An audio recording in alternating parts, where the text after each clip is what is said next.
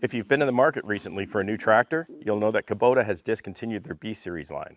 That's your B2301, 2601, the 2650, and the 3350. And they've replaced it with a B2401, which I believe is a manual transmission model, and the LX series. Welcome to GP Outdoors. As you can see today, it's an exciting day for the channel. We just picked up a brand new LX2610 cab model.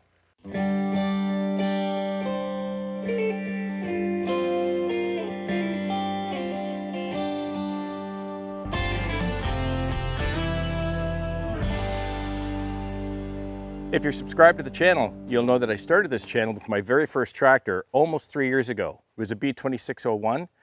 I love that tractor, always performed for me. I couldn't find a single thing wrong with it.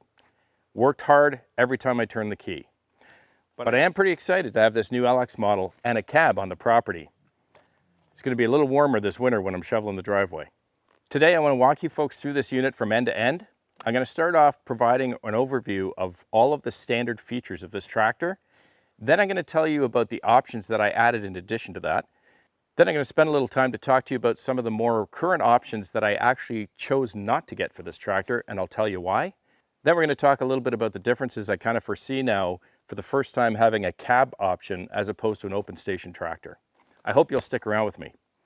Let's take a look at this LX2610. The SSQA front end loader is now standard on this model. When I bought my 2601 3 years ago, it was an option. After almost 3 years of learning how to operate my first tractor, I'm still really bad at trying to use the bucket or bucketing gravel. I've had so many people say to me I need to get a bucket level indicator. Comes standard on the LX2610. Tractor's going to come with the LA535 loader. It's got about an 84-inch lift height, which is about 6 inches more than my old B2601. It'll lift about 1,067 pounds, which is roughly 120 pounds more than what I had. And it has a breakout force of 2,245 pounds, which again is about 100 pounds more than I had on the B2601. Tractor weighs in at 2,293 pounds. Without the loader itself is about 565 pounds. And it has 14.6 inches of ground clearance, which is about 2 inches higher than what I had on the B2601. It's got a mid PTO and a rear PTO. The 3-point hitch on it, though, has a lot more capacity than I'm used to. This hitch will lift about 2,139 pounds. It comes equipped similarly with stabilizer bars, much easier than the old turnbuckle style. Comes with your telescoping lower link arms, make it a little bit easier if you're hooking up implements that are not quick hitch compatible. And the drawbar is capable of pulling 3,400 pounds of trailer weight, which is about 1,400 pounds more than I'm used to. And there's 19.5 horsepower on your PTO. Noticeably much larger rear tires on this tractor, and your overall width is about 54 inches. Let's take a look under the hood.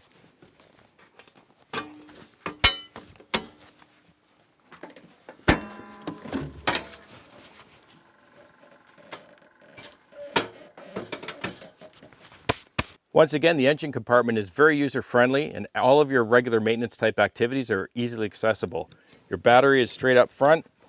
You can check your coolant level, both for your air conditioning as well as the engine radiator. You've got removable dust guards. And another nice feature is they've turned the air cleaner on its side so it's much easier to access and to replace. And of course, your oil dipstick is handy right here at the left side. Both side panels of the engine compartment are removable for easier access. The engine's got 24.8 horsepower, which is just a little bit more than I had.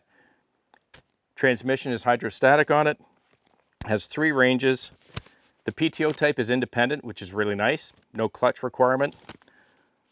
And the hydraulic pump is a dual pump system again, but this time we've got about 8.7 GPM or gallons per minute of flow, which is about a half a gallon more than what I had on the B2601. Let's get to the cab. 2 extra large rear view mirrors on the sides, 2 integrated front facing work lights, and 2 in the rear, separately switched on the dashboard. A front shield windshield washer as well as a washer jet, and a rear window wiper as well as a washer, again separately switched on the dashboard. A rear window defogger built in the glass, and locking glass doors on both the left and right side of the tractor. And hey, if you're looking for a little fresh air, they did a really great design job on the rear window. You can unlatch the rear window, open it all the way up, or if you just want a little bit of air, you can flip down the latch and you can hold it open about 5-6 inches. The left side of the tractor comes equipped with a step, and the floor has a rubber mat. One of my favorite and most welcome changes is the seat. It's weight adjusted suspension. You can adjust it forward or backwards. The rear of the seat is also adjustable forward or backwards, and the armrests have a height adjustment on them. So you can find that right comfortable position to be able to use your loader joystick. The front end loader joystick is mounted conveniently and easily accessibly on the side of the fender. Although this tractor does not have a toolbox, there's plenty of storage compartments in and around the sides and the back and the rear of the seat. Your main control levers are very similar to what I had on the B2601. Your 3-range lever is here. Your PTO engagement lever is here. And of course your rear and mid PTO adjustments are here. The tractor has position control for the 3-point hitch, just like the B2601 did. This 2610 has a different and welcome change to the cruise control option. Once your speed is set, you also have the ability to press down on the speed pedal to increase speed temporarily, and once you let go of the pedal, the tractor will return to the originally set speed. Nice. The differential lock for the transmission is here on the left side of the floorboard, and the speed and lock control for your 3-point hitch is here in the middle. And beside that, you'll find the lever to engage your 4-wheel drive. The cab model comes standard with air conditioning and heating, 6 vents, as well as a fresh air vent. And it's also pre-wired with 2 50-watt speakers and a spot to put a radio. It also has interior lighting. You, of course, have your left and right brake pedal, and your parking brake is here on the left side underneath the dash. And to the right side, you'll find your tilt steering. Your dashboard is really well laid out. Here on the bottom left, you've got your headlights as well as your turn signals, your front and rear work light switches, as well as a 12-volt plug-in, which is kind of handy because here at the top of the dash, you've got a nice cubby for throwing your phone or any other type of a device. On the right side of your dash, your hazard signals, your front and rear wiper and washer, rear window defog, and here's a nice new feature that I think is very welcomed. This is a button for whenever you need to operate your rear PTO while not being in the operator station. So for example, if you've got a chipper on the back, you can now set your PTO to run without having to flip your seat or do anything else to the wiring to allow yourself to get into the back of the tractor while the PTO is running. Now let's start the tractor and take a look at the dash.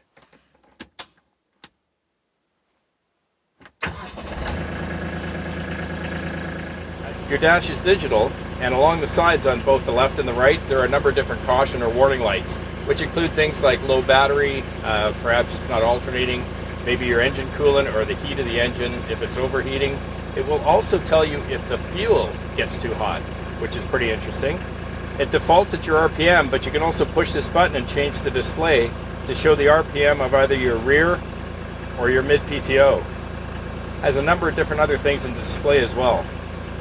One of the biggest, most welcome changes is the addition of a parking brake light. You'll now know when you've left that parking brake on. And last but not least, it's got a horn. I know that was a long list, but that I think has captured all of the standard items that come with this 2610. I wanted to spend just a quick couple minutes to tell you the other options I added to this tractor. I believe the tractor comes standard with a 54-inch bucket. I chose to get a 60-inch bucket because I wanted to make sure that the width of the bucket was at or at least wider than the overall width of the tractor. I also added my third function valve for my grapple and my snowblower. I added rim guard in both the rear tires, and I also added Kubota spacers on the rear wheels so I could get my tire chains on safely come winter. In this cold Canadian climate, you absolutely have to have a block heater installed on this engine. And last but not least, yep, I treated myself to a radio. It's also Bluetooth, so it connects and pairs with my iPhone, so I can use the phone as well as listen to my own music while I'm working hard outdoors. What I didn't do, I did not choose to get the SwiftTac loader. The main benefit of that loader is so that you can actually remove your loader completely without leaving your seat. However, it's kind of defeated when you have a cab. So I didn't think it was necessary to spend that extra money. I can get this loader off just fine. R14 tires seem to be all the rage lately. However, I stuck with my old tried and true R4s. I looked at them thought about it a bit because I understand that they provide a lot more traction or better traction in certain conditions. But I spend a lot of time in the forest. I've got tire chains for the winter and steep hills, and I just didn't think it was worth spending the extra money to use the R14s. The R4s will serve me just fine. Lastly, after a lot of thought, I decided not to get any rear remotes on this tractor. I honestly couldn't think of why I would need them, at least now or in the near future. And if in an event, at some time down the road, I end up with an implement that would work a lot better if I had the rear hydraulics, I can always have it installed then. It's not a cheap option. I'm looking forward to having this cab tractor. I can't wait to take it down the driveway. I know I've got a lot more to consider and more things to learn now that I've got a different type of tractor. Obviously, there's a lot more mass to this tractor. There's more around it as opposed to an open station like my B2601. I know that the center of gravity is now a little higher than I'm used to, and a few other things. But I'll take my time, just as you would, and I'll slowly get used to it, and I'll try to make sure that when I'm in the forest, I stick a little bit more to the trails as opposed to venturing off between trees deep in there. I'd be remiss if I didn't take a moment in this video to offer out my sincere gratitude to the Larkin family at BE Larkin Equipment in Stouffville here in Ontario, Canada. More than 3 years ago, I opened the door to that showroom, and from the first time I stepped in to this date, they've treated me with nothing but respect and the top-notch customer service that you'd hope to get out of your dealer. A large reason why I've got this tractor is because the good folks at Larkin got together and worked a little magic to make it happen for me here on the channel. Roger, Sid, Steve, Brian in parts, Jim out back fixing things. You folks have all been wonderful, and I greatly appreciate all you've done for me and this channel to allow me to be a little warmer this winter. I have a feeling you made it happen because you didn't want to see me again for another winter, out for 2.5 hours trying to clear that mile-long driveway in negative 40-degree temperatures.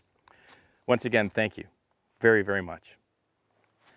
I hope you enjoyed it or at least found it informative. If you like the channel, please click subscribe, hit the like button, and if you want to know when I'm posting more videos, just click that little bell. Have a wonderful and safe week with your families, and please be kind. I'll see you again on the next one. Cheers.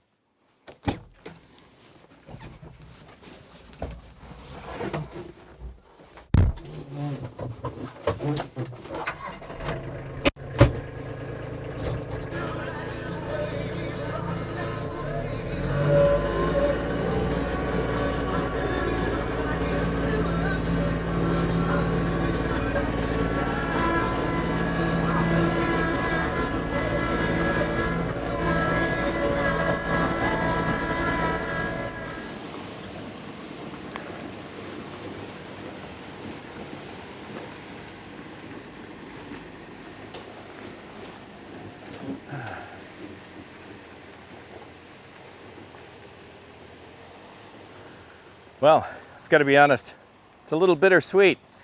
I'm pretty excited about the new tractor, but that old B2601, it was a real workhorse. Not a single complaint with that tractor. Treated me well from the first day they dropped it off and the first time I turned the ignition. I'm gonna miss it. I cut my teeth on that tractor.